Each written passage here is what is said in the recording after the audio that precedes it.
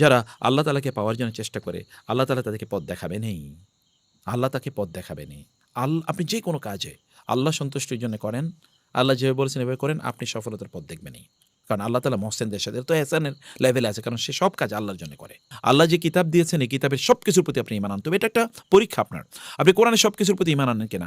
কোরআনে আল্লাহ তাআলা বলেছেন, কোরআনে আল্লাহ তাআলা সব কিছুর সমাধান রেখেছেন। এখন আপনি বলেন কোরআনে আপনি সমাধানের জন্য আসেন কেন? যদি না আসেন তাহলে বুঝতে হবে যে আপনি আসলে সত্যি করতে ঈমানের দাবিতে সঠিক না, সত্যবাদী না। এখানে প্রবলেম আছে, সংকট আছে এখানে। তাই না? বাল হুয়া আয়াতুন ওয়ামা কুনতা তাতলু মিন ক্বাবলি মিন কিতাবিন ওয়ালা তাখুত্তু বিয়ামিনিকা ইযাল লারতাবাল মুবতিলুন। কোরআন নিয়েও কিন্তু লোকেরা ফিতনার মধ্যে আছে, তারা পরীক্ষার মধ্যে আছে, তারা মানে আপনি দেখেন বাংলাদেশে এরকম অনেক লোক আছে, তারা কোরআনকে তারা কি মনে করে? আচ্ছা, কোরআন তো ১৫০০ বছর আগে নাজিলকৃত আল্লাহর প্রকৃত কিতাব, এটা আমাদের সমাজে লাগে না। আপনি বলেন বাংলাদেশের শরিয়া আইন নিয়ে, যে আমরা বারবার বলি শরিয়া আইন চালাক, কোরআনের আইন চালাক, কতজন লোক মানবে? তার মানে ফিতনার মধ্যে আছে কিনা তারা? তারা তো ওই কার্ল মার্কসের অথবা লেনিনের অথবা ওই যে কি যেন এটাকে আব্রাহাম লিঙ্কনের গণতন্ত্র এবং অন্যদের সমাজতন্ত্র, অথবা ধরেন এখনকার American capitalism, economic capitalism, liberalism, এগুলো নিয়ে তারা চলবে, কিন্তু ওইটাও তাদের মধ্যে নাই। ওইটা নিয়ে তারা কোনোভাবেই তারা কাজ করবে। তার মানে এখানেও লোকরা ফিতনার মধ্যে আছে। বাল হু আয়াতুম বায়্যিনাতুন ফি সুদুরিল্লাযিনা উতুল ইলমা। কোরআন হচ্ছে যাদের জ্ঞান আছে তাদের কাছে এটা একেবারে স্পষ্ট, তাদের অন্তরে আল্লাহ তাআলা কোরআনকে একেবারে প্রথিত করে দেন। ফলে কোরআনের জ্ঞান আপনাকে অর্জন করতে হবে। যদি আপনি যদি চান যে কোরআন আপনার অন্তরে একেবারে গেঁথে আছে, তাহলে কোরআনে জ্ঞান অর্জন করতে হবে। কোরআনের বাইরে থাইকা এরপর আপনি কোরআনের মওজিজা বুঝবেন, you will never do it. আজকে সকালবেলা আমার ফেসবুকের পোস্টটা আপনারা যদি না দেখে থাকেন তাহলে পড়বেন। তাহলে যে আমি বলেছি সকালে আপনারা কমপক্ষে মানে ১০, ১৫, ২০ মিনিট, আধা ঘন্টা কোরআন তেলাওয়াত শুনে তারপরে দিন শুরু করবেন। কোরআন তেলাওয়াত তো করবেনই, তারপরে শুনবেন। যেমন আমি আজকেও শুনেছি, এবং আমি কার তেলাওয়াত শুনি এটা আমি বলেছি। এটা আপনারা করেন, তাইলে আপনার কোরআনের মজা বুঝবেন, কোরআনের মজা বুঝবেন, মজা পাবেন আপনারা। এটা আপনাদের জন্য জরুরি, গুরুত্বপূর্ণ। আচ্ছা, ওয়াকালু লাউলা উনজিলা আলাইহি আয়াতুম মির রাব্বি কুল ইন্নামাল আয়াতু ইনদাল্লাহ ওয়া ইন্নামা আনা নাযিরুম মুবিন।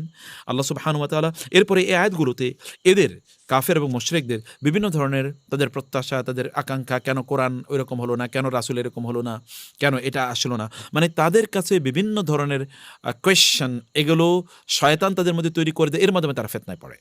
কোরআনে তাদের বিভিন্ন প্রশ্ন আসে। যেমন অনেকে আমাদেরকে প্রশ্ন করেন, আচ্ছা আয়েশা রাদিয়াল্লাহু তাআলা আনহার রাসূল সাল্লাল্লাহু আলাইহি ওয়াসাল্লামের বিয়ে করার সময় তার বয়স কত ছিল? ৯ বছর। এত ছোট বাচ্চারই তিনি বিয়ে করেছেন। আমি বলি, আপনি যারা বলছেন, আমি বলি তোমার দাদির বয়স কত ছিল যখন বিয়ে হয়েছে তার? জিজ্ঞেস করে দেবো, তার বয়সও ১০ ছিল বা ১১ ছিল বা ১২ ছিল, তাই না? ১০, ১১, ১২ ছিল। তো এখন রবীন্দ্রনাথ বিয়ে করছে তো ৮ বছরের মেয়েকে। মানে এই যে শয়তানি, এখন আপনি এই শয়তানদের শয়তানিতে আপনি ঢুইকা কি করবেন আপনি? রবীন্দ্রনাথকে তারা পূজা করে, ওই যে হেমালিনী নাকে, তাকে যে রবীন্দ্রনাথ বিয়ে করছে কোনো একটা মেয়েকে, ৮ বছরের মেয়েকে, এটাকে নিয়ে তাদের কোনো কথাবার্তা নাই। তারপর রবীন্দ্রনাথের তারা গান গাইবে, রবীন্দ্রনাথের রবীন্দ্রসঙ্গীত তারা গাইবে, তাই না? এবং মরতে মরতে যেন রবীন্দ্রনাথের সঙ্গীত তাকে শোনানো হয়, এই তারা কথা বলবে। এই সকল মুনাফিকগুলো আল্লাহ রাসূলের যখন আলোচনা হয় তখন তিনি এরকম একটা ছোট মেয়ের বিয়ে করেছেন। সমাজ তখন কি ছিল? এটা আরবের ছোট মেয়ে, এটা কি বাংলাদেশের ছোট মেয়ে? আর এটা কি ১৫০০ বছর পরের সমাজ? মানুষের বিবর্তন হয় না, মানুষের পরিবর্তন হয় না? তৎকালীন সমাজের কালচার কি ছিল? এটা নিয়ে আমাদের অনেকে কেন ইনফেরিয়রিটিতে থাকে, অনেকে ইনফেরিয়রিটি থাকে। আমাকে আমার বড় মেয়ে জিজ্ঞেস করেছিল, বাবা এরকম একটা আলোচনা এসছে তার মানে একাডেমিক সার্কেলে, তার ফ্রেন্ডদের মাঝে অনেকেই এরকম কথা বলছে, কারণ সেখানে অনেকেই যারা ইসলাম নিয়ে অত ভালো জানে না। তো আমি বলছি, তুমি কি বলছো? তখন বলছে, বাবা আমি বলেছি ১৫০০ বছর আগের সেই সমাজের স্ট্যান্ডার্ড আর এখনকার সমাজের স্ট্যান্ডার্ড কি একরকম? আমি বলেছি, পারফেক্ট আনসার। তখনকার স্ট্যান্ডার্ড এখনকার স্ট্যান্ডার্ড তো এক না, এমনকি ৫০ বছর আগের স্ট্যান্ডার্ড তো এক না। আমার মায়ের বিয়ে হয়েছে যখন তার বয়স ছিল ১২, উনি তখন ক্লাস 2-তে পড়েন। এখন আপনি ক্লাস 2-তে একটা মেয়ের বিয়ে দেন তো দেখি, তাই না? তাই না? বোঝা যাচ্ছে যে এগুলো মানে এইভাবে মানুষরা তাদেরকে ফিতনার মধ্যেই ফেলতে চাইবে। অনেকেই তারা এরকম মানুষ ফিতনার মধ্যে আছে যে আমি এত গুনাহ করি, অপরাধ করি, কই আমার তো কিছুই হয় না, আমার তো কোনো কিছু হয় না, আমি তো ভালোই আছি। যারা অন্যায় করেছে বিশাল লম্বা সময় জুড়ে অন্যায়, আল্লাহ তাআলা তাকে সুযোগ দিয়েছেন, শাস্তি দেন না, এই কারণে মনে করছে আল্লাহ বুঝি আমারে অনুমোদন দিয়েছে, আমি বুঝি এরকম। যারা অনেক টাকা পয়সার মালিক কিন্তু হারাম কাজ করে যাচ্ছে, তারা মনে করে আমার তো টাকা বাড়তেছেই ডেইলি, তার মানে তো আমি যে পথে আছি এর বুঝি অন্যায় কোনো পথ না। এটা একটা বড় ধরনের ফিতনা। আপনি যদি দেখেন যে আপনি গুনাহ করার পরেও আপনার কোনো কিছু হচ্ছে না, তাহলে বুঝেন আপনি বড় ফিতনার মধ্যে আছেন, বড় পরীক্ষার মধ্যে আছেন, তাই না? আপনাকে আউয়াব হতে হবে। এই কারণে একজন বলেছেন যে আমি তাকে প্রশ্ন করেছিল, আপনি করেন কি? আপনি গুনাহ করেন তো মাঝে, মাঝে দেখি। তার মানে হ্যাঁ, আমি গুনাহ করি এবং আমি পরবর্তীতে আবার সাবানও ব্যবহার করি। আগুন ব্যবহার করে সেই গুনাহকে জ্বালিয়ে দেই। সাবান ব্যবহার করে পরিষ্কার করে বলি। বলে সেটা কি? বলে সেটা ইস্তেগফার করি আমি।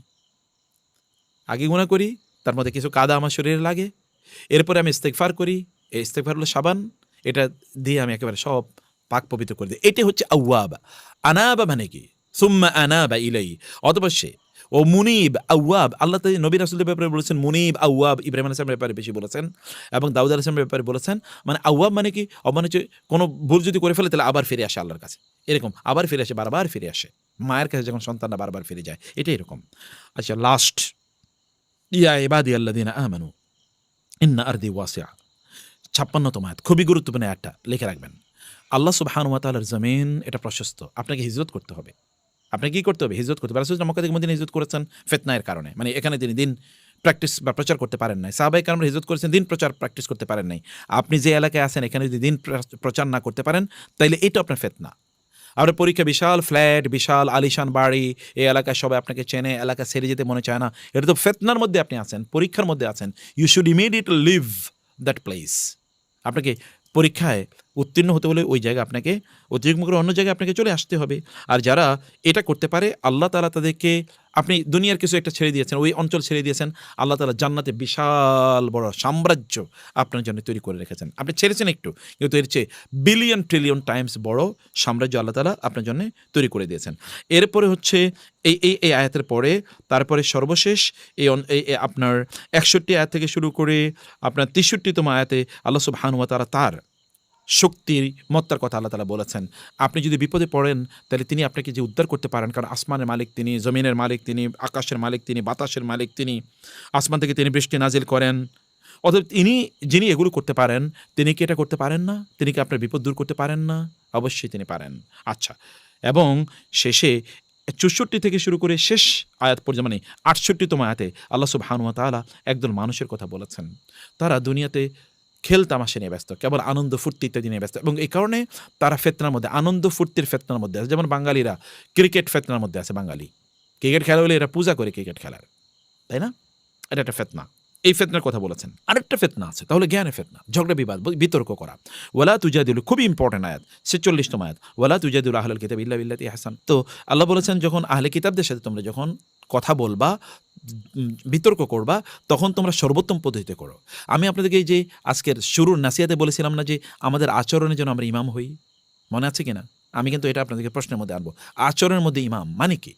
মানে আপনি যখন কথা বলবেন তখন আপনি কাউকে আঘাত করে কথা বলবেন না, মানে কাউকে ইজ্জত টানাটানি করবেন না। আপনি সুন্দর করে কথা বলুন। ওয়াকুলু আমান্না বিল্লাযী উনজিলা ইলাইনা উনজিলা ইলাইকুম ওয়া ইলাহুনা ওয়া ইলাহুকুম ওয়াহিদ। যখন আপনি অন্যকে দাওয়াত দেবেন, কাফের এবং মুশরিকদেরকে, বিশেষ করে ইহুদি এবং খ্রিস্টানদেরকে, তখন তাদেরকে বলেন তোমরা যে আল্লাহর ইবাদত করো আমরা তো সেই আল্লাহর ইবাদত করি, কিন্তু মধ্যখানে তোমরা একটু ভুল করছো। তো সুন্দর করে তাকে বুঝিয়ে দেন। আপনি তাকে পরাজিত করবেন ডিবেটে, এর মাধ্যমে আপনি তাকে দাওয়াত দিতে পারবেন না। ডিবেটে কেউ কোনোদিন বিজয়ী হয়ে পরাজিত হয়ে তারপরে সে ইসলাম গ্রহণ করে নাই, কোনোদিন করে নাই। এটা হয় না। আপনার মধ্যে ভালো লাগা তৈরি হতে পারে, কিন্তু এটা কোনোদিন হয় না। তখন সে আরও নতুন ডিবেট নিয়ে আসবে আপনার কাছে।